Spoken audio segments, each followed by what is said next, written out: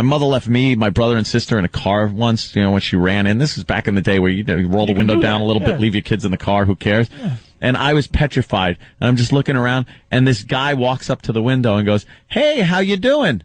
And I screamed and cowered on the other side of the car. He was worse than the children in Jurassic Park. Yeah, oh, God, that is it. It might have well been a T-Rex. With no dinosaurs. Yeah, looking in on me. I was screaming, and it turned out the guy was like one of my mother's friends just coming out to say hi to us. Mm-hmm. And he's like, "Holy jeez, your kid's a psychopath." When did you make the man change? When did I don't think I ever did. I'm really? Still no. At some point, I just gave it up. What was the incident where you said you balled up your fist and you was just like, "No more crying there"? I gave up on caring. Probably when he discovered girls. Then it's like, why am I crying over this crap? Yeah, there's much more important things. Putting this in that. That was pretty much that will stop all tears. Yeah, that good point. That is pretty much when I discovered I liked girls. Yeah, then you're like, give some crap about my little dumb propeller thing in the bottom of the 55. Yeah, I was always like, I had little model dinosaurs and microscopes and telescopes. I was like a geeky little crybaby kid. And then there was this hot girl, Leanne Marinelli, lived across the street, and she was always coming over. And I think I could have kind of, at least, done kid sex with her, where you just kind of kiss. Sure. Things like that. Oh, sex for kids. Well, show the hiney. That was yeah. That was all show the hiney. That was all something in like that. Kid, yeah. You give a little kiss or something like that. Yeah. I was just too much of a douche to even know that she really liked me. And then when I moved out to California, when I was 12 or something, and I go out to California, she writes me a letter with tears on it. It was like the ink was like smudged with tears. And she puts a little arrow. She goes, "This is one of my tears. I can't believe you left. I love you so much." And I just was like, "Hey, you want to go out and play? You want to go mini golf? You want to go?" Like I was with her all the time. Touching yourself too, dude. Yeah. You couldn't even take care of your business where you just go, "Wow, she liked me. Let me crank one out to the." That was crazy. It was just nice. And then I guess my brother came out to California for a little while, turned me on to weed. And then girls, so, Buzz no more called crying me for in, and the crying stopped. No more crying. Yeah.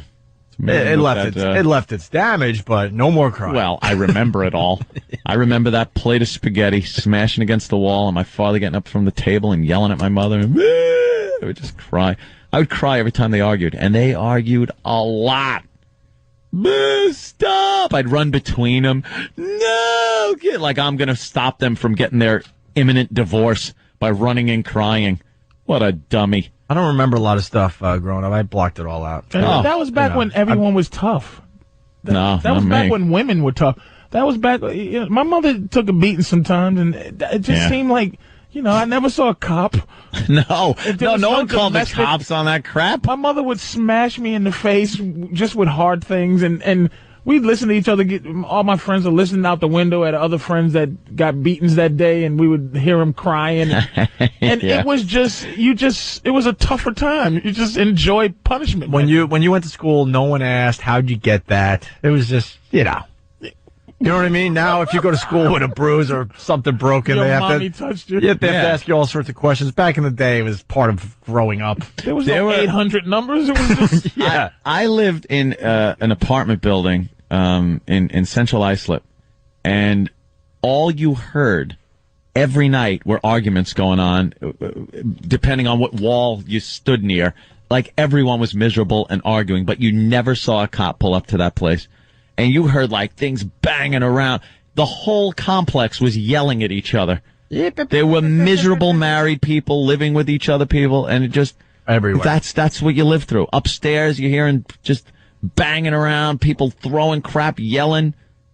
It's great. Yeah, sure. No such word as domestic abuse. No, that wasn't it. It was just called being married. I think it's healthier that way. Oh, yeah? Instead of going to therapy and all that crap. Well, now they just call the cops instantly. Yeah. Like someone hears something, they call the cops.